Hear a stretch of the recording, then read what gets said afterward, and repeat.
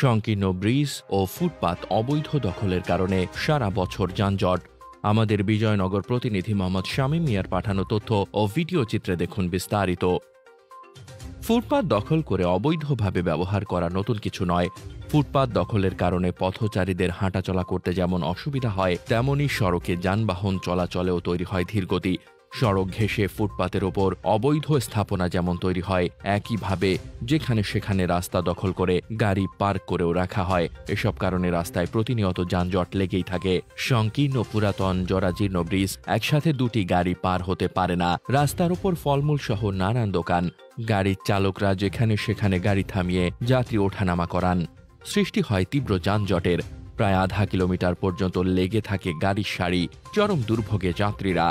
এসব চিত্র ব্রাহ্মণবাড়িয়ার বিজয়নগর উপজেলার সিঙ্গারবিল বাজারের। এখানে যানজট নিত্যদিনের ঘটনা।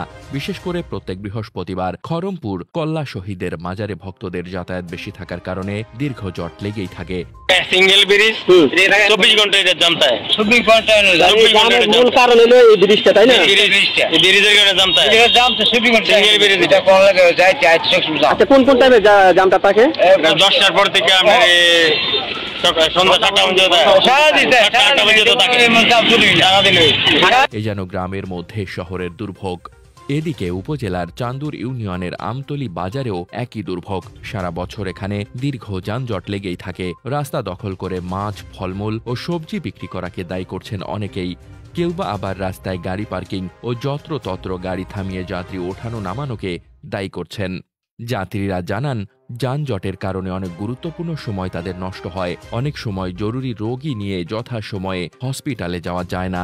আবার পরীক্ষার্থীরা যথাসময়ে পরীক্ষার কেন্দ্রে পৌঁছাতে পারেন না। এই যানজটে অনেক সময় আধা ঘন্টা, আবার কখনো 2 থেকে আড়াই ঘন্টা সময় লেগে যায়। এর জন্য 2-2.5 ঘন্টা আগে বাসা থেকে বের হতে হয়।